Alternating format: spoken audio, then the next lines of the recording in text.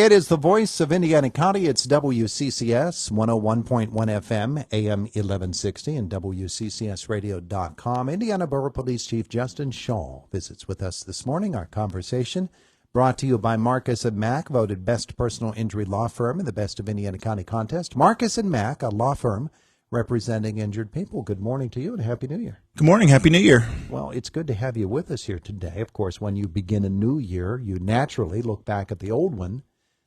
And for you, I know it's not a yearly thing. It's a daily, a weekly, a monthly thing where you look back and you review and see, okay, what did we do well? What could we improve on? And I'm sure that's a part of your year end and year beginning process too, right?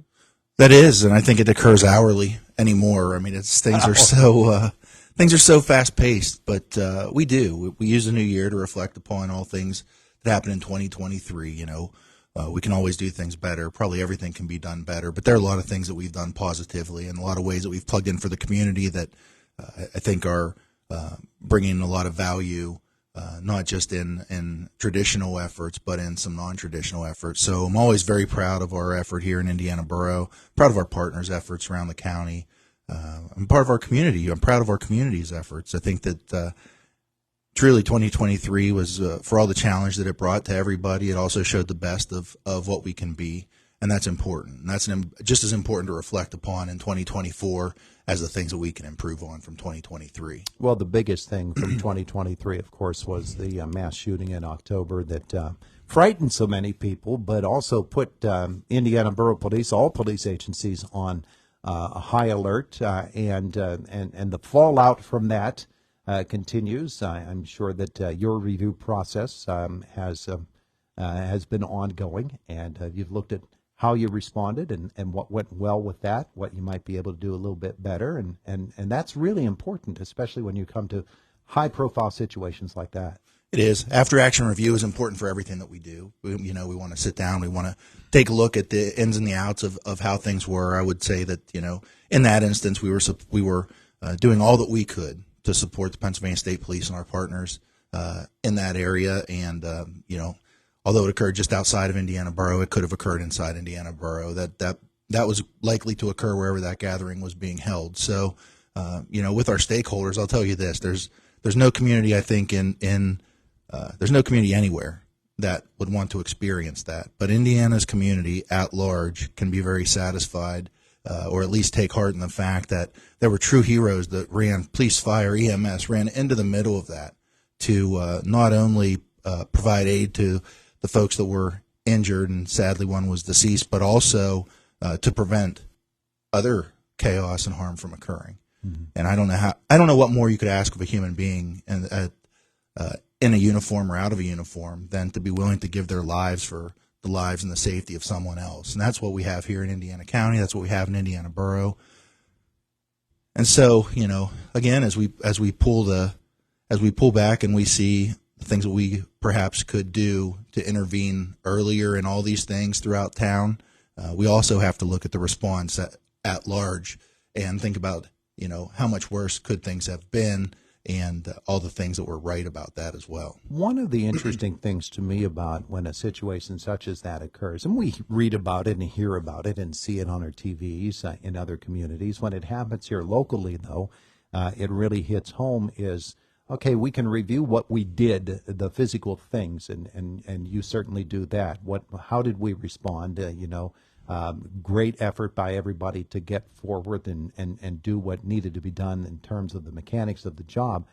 But I'm sure that you watch out for the psychological effects on police officers and community members as well. And that's not just a review, here's on paper type of thing. That's something you have to be vigilant for quite a while afterwards. Oh, all the time, constantly, before, during, and after. All the preparation, as you refer to it as the mechanical things. The mechanical things, we can teach, we can expand on, we can give training to, we can speak to. But there's a psychological toll, too, and a mental toll to everything that we do. I mean, we're human beings at the core. And so all of those things are so important because we need to be right-minded in every situation. We need to have peace and comfort and safety in our own lives. We need to have our family have a sense that, we are okay when we're at home and we're not unnecessarily thinking over and over again about the things that we have seen, or the way that we've done things, or what we could do better. But certainly for the community, the perception of a lack of safety is the reality. And so that's why our approach for our community is so multifaceted, because, we want to speak to everything. I want to be here with you. I want to be with our community every step of the way. I want to talk about the things that the community needs to talk about.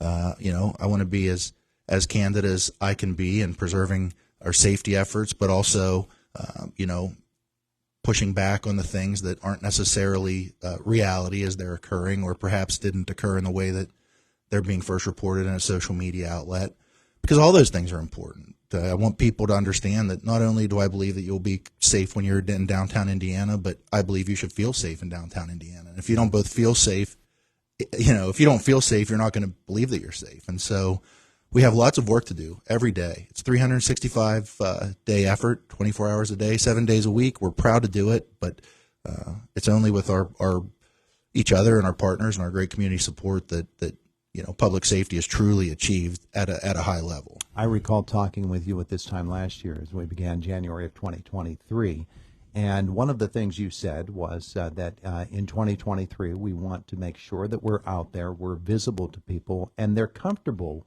with police around them, and that's a community relations thing that we might not think is very important, but it's highly important. I know you place a great value on that.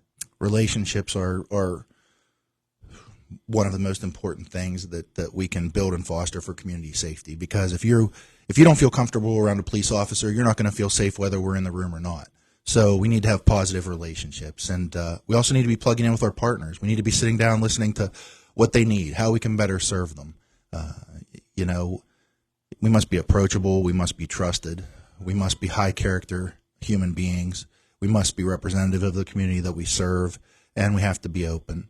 And, we're checking those boxes off, I believe, well in Indiana Borough, and, we're always going to be moving in that direction. But that's the value, I believe, of a community police department, a community public safety effort, is that, we can be acutely in tune to what's going on and all of our stakeholders. And, it's just one way that we can also plug in for our partners and all over the county. And so we're happy to do that. But relationships, positive relationships, keep everybody safer. And those really, along with everything else, that's just as important. 2023 is over. 2024 begins. Here we are in the month of January.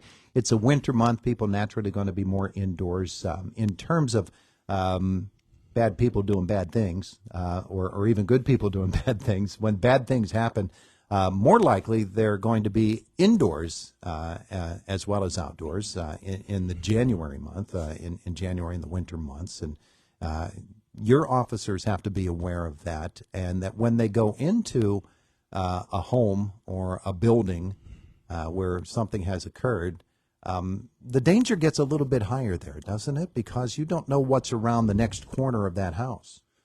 Well, that's correct. As a statement that's true in general is that we never know what goes on behind the closed doors of somebody's home. And that could be summer, winter, fall, spring. But because in winter months we do stay, or most people tend to stay inside in colder weather, now we have to deal with confined spaces. And operating in confined spaces in unfamiliar locations always brings another level of danger, but or a risk to officer safety. But we navigate that with proper training, proper response tactics. Again, good partners, and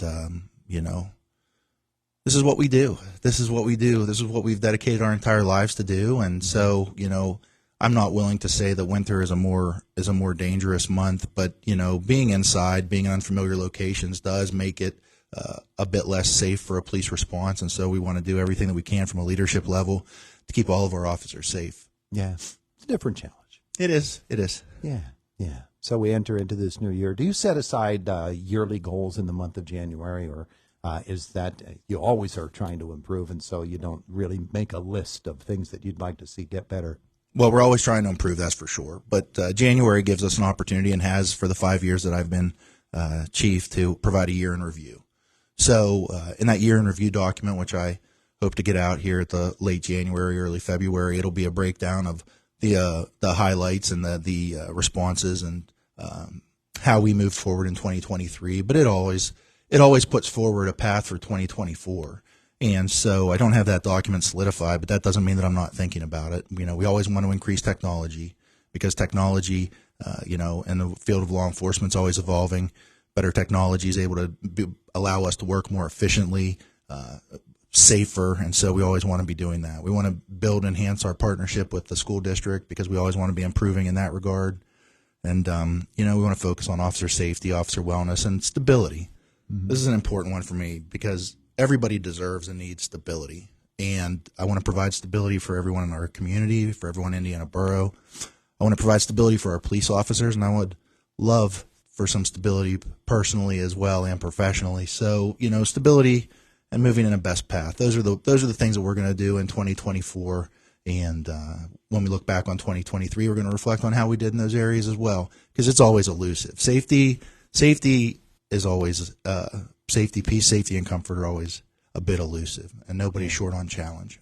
Yeah, District Attorney Bob Mancy scheduled with us tomorrow. I know that he will renew his call that if somebody sees something happening, they think police might be of a help in this situation, don't hesitate to call. I know that you echo that kind of a thought. If something is out there where police could be a positive impact, give them a call. You can't wait to help people. We'd always rather know about it early so that we can be on top of it. No greater partner at Indiana County Law Enforcement, Indiana Borough Police Department than DA Manzi. So everyone in the county can feel really good about the situation that we're in 2024. He is Indiana Borough Police Chief Justin Schawl joining us this morning here on Indiana in the Morning. Thanks so much for a good year in 2023. Looking forward to another good one in 24. Thank you. Happy New Year to everyone.